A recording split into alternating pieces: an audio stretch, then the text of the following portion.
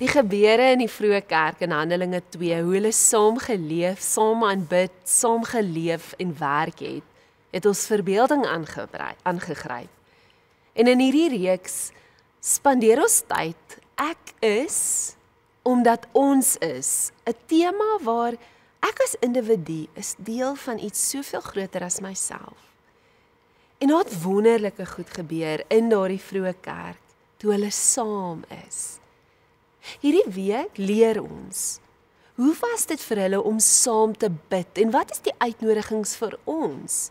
En as ons 'n kerk is wat saam bid, hoe werk ons die woord in ons lewe in om meer te word en gevorm te word tot die geloofsgemeenskap, maar ook tot gelowiges, wat 'n baken van hoop en lig in God se wêreld is en saam met hom werk in sy droom.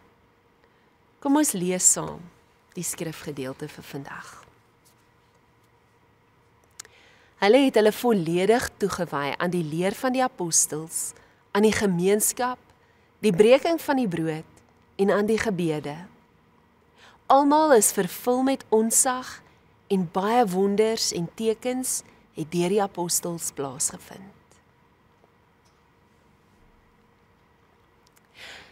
Na die Gees se uitstorting in Handelinge 2 gebeur iets besonders.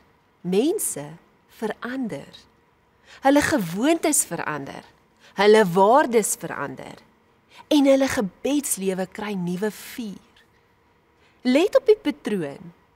Hulle is nie net vervul met die Gees en los in die wêreld ingestuur nie. Nee, hulle is gevorm in gemeenskap met mekaar en met God. Hulle het hulle toegewy aan gebed. Ons sien hier dat gebed in die vroeë kerk nie 'n bysaak was nie. Dit was nie iets wat net individue in hulle stilte tyd beoefen het nie. Dit was 'n kernritme van die liggaam van Christus. Daar was 'n ons bid saam atmosfeer. En hieruit het tekens en wonders gevloei, nie as gevolg van formules of tegnieke nie, nee, maar as die vrug van luister, van afhanklikheid van die Gees wat hulle saam beoefen het. Om saam te bid leer ons presies dit, om in te stem by wat die Gees reeds besig is om te doen, om in te tree saam. Dit vra 'n ander ritme, 'n stadige ritme, nie haastige versoeke of lysies van gebed nie, maar 'n aanvoeling in die hart wat sê, Heilige Gees, wat lê op u hart vandag? Romeine 8 bevestig dit. Ons weet nie altyd wat en hoe ons behoort te bid nie, maar die Gees self tree vir ons in met versigtinge wat nie met woorde gesê kan word nie.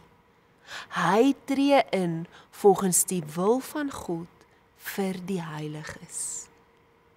Hierdie vers verander ons verstaan van gebed saam met mekaar en vir mekaar radikaal.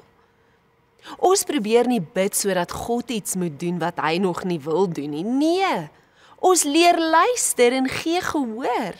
Ons gee God toegang tot ons binnekant, sodat hy sy medelee, sy hart verander en selfs sy pyn met ons kan deel. Die Gees is alreeds aan die werk in mense se lewens. En intersessie en gebed is die uitnodiging om saam met hom daaraan deel te neem. In 'n tyd soos ons in, waar mense voel hulle weet nie meer hoe om vir mekaar te bid nie, of wat om vir die wêreld te vra nie, is hierdie die goeie nuus. Jy hoef nie altyd te weet wat om te sê of om te vra nie. Jy moet net beskikbaar wees. Jou teenwoordigheid is deel van die gebed. Jou hart wat breek wanneer jy die nuus luister oor ongeregtigheid wat jy hoor, oorloë wat jy sien, geweld wat in ons gesigte gedruk is. Jou stilte is 'n gebed, is 'n ruimte vir die Gees. Jou aanvoeling word 'n kanaal van God se liefde en hy het die vermoë en krag en wysheid wat ons nie het nie. Hy kan doen meer as wat ons ooit kan dink. Is dit genoeg om in geloof hom te vertrou? So vandag wil ek jou uitnooi. Die eerste plek om net ruimte te skep. Sit 5 tot 10 minute in stilte. Skakel jou foon af. Word bietjie bewus van jou asemhaling. En dan om 'n eenvoudige gebed te fluister. Heilige Gees, wys my vandag wie op U hart lê. Wag met oop hande, wag met 'n oop gemoed. Want hy gaan 'n naam, of gesig, of herinnering, of emosie by jou laat opkom. Moenie dit oordeel nie.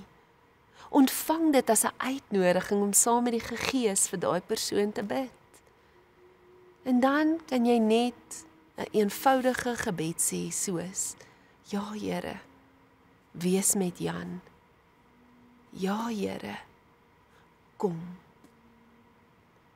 Na die 5 of 10 minute wil ek jou dan nooi om in 'n notaboek van die momente wat jy beleef het in jou gebed saam met die Heilige Gees, wat het in jou gebeur, om dit neer te skryf. Want soos jy daaroor reflekteer, mag die Here dalk vir jou 'n boodskap gee, of 'n woord gee, of dalk net 'n uitnodiging om aan te hou bid en gereeld vir daardie persoon te bid.